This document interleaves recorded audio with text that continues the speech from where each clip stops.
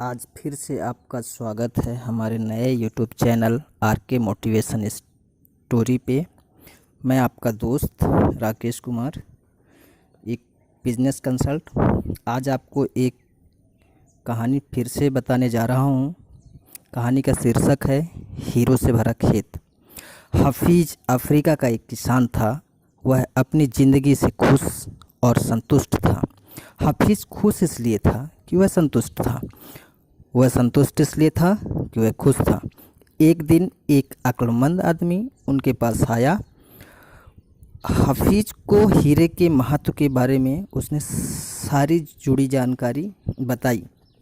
इसके बाद हफीज ने कहा, अगर तुम्हारे पास अंगूठे जितना भी बड़ा हीरा हो तो तुम पूरा शहर खरीद सकते हो, और अगर तुम्हारे पास मुट्ठी जितना बड़ा हीरा हो तो तुम अपने लिए शायद पूरा देश ही खरीद सकते हो। यह अक्लमंद आदमी इतना कहकर चला गया। उस रात हफीज सो नहीं सका। वह असंतुष्ट हो चुका था, इसलिए उसकी खुशी भी खत्म हो चुकी थी। दूसरे दिन सुबह होते ही हफीज ने अपने खेतों को बेचने और अपने परिवार की देखभाल का इंतजाम किया और हीरे की खोजने के लिए रवाना हो गया। वह हीरे की खोज में पूरा अफ्रीका में भटकता रहा, पर उन्हें पा नहीं सका। उसने उन्हें यूरोप में भी ढूंढा, पर वे उसे वहाँ भी नहीं मिले। स्पेन पहुँचते पहुँचते वह मानसिक, शारीरिक और आर्थिक स्तर पर बुरी तरह टूट चुका था। वह इतना मायूस हो चुका था कि बार्सिलोना नदी में कूदकर खुदकुशी कर ली। इधर जिस आदमी ने हफीज के खेत खरीदे थे, वह एक दिन उन खेतों से होकर बहने वाले नाले के पास अपने ऊँटों को पानी पिला रहा था। तभी सुबह के वक्त उग रहे सूरज की किरणें नाले के दूसरी ओर पड़े एक पत्थर पर पड़ी और वह इंद्रधनुष की तरह जगमगा उठा। वह सोचकर कि यह पत्थर उसकी बैठक में अच्छा दिखेगा, उसने उसे उठाकर अपनी बैठक में सजा दिया। ठीक उसी दिन दोपहर में हफीज को हीरो के बारे में बताने वाला आदमी खेतों के इस नए मालिक के पास आया।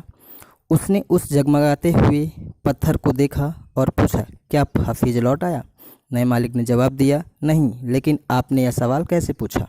अक्लमंद आदमी ने जवाब दिया, क्योंकि यह हीरा है, मैं उन्हें देखते ही पहचान जाता हूँ। नए मालिक ने कहा, नहीं, यह तो महज एक पत्थर है, मैंने इसे नाले के पास से उठाया है। आइए मैं आपको दिखाता हूँ। वहाँ पर ऐसे बहुत सारे पत्थर पड़े हुए हैं।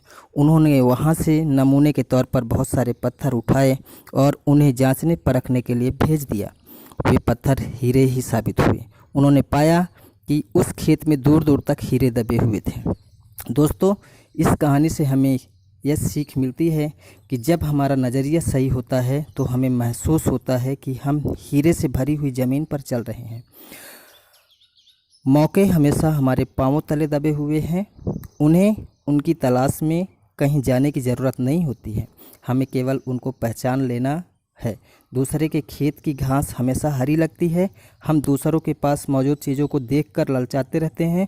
इसी तरह हम दूसरे के पास मौजूद चीज़ों को देखकर ललचाते रहते हैं।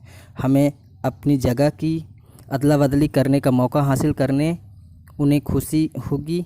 जिन्हें मौका की पहचान नहीं होती, उन्हें मौका का खटखटाना शोर लगता है। मौका जब आता है तो लोग उसकी अहमियत नहीं पहचानते। जब मौका जाने लगता है तो लोग उसके पीछे भागते हैं। कोई मौका दोबारा नहीं खटखटाता। दूसरा मौका पहले वाले मौके से बेहतर या बदतर हो सकता है, पर वह ठीक पहले वाले मौके जैसा नहीं हो सकता। इसलिए सही वक्त पर सही फैसला लेना बेहद ज़रूरी होता है। गलत वक्त पर लिया गया फैसला भी गलत साबित होता है। तो दोस्तों, इस कहानी में आपको क्या सीखने को मिला, आप मुझे कमेंट्स बॉक्स में जाके ज़रूर बताएं। और अगर हमारी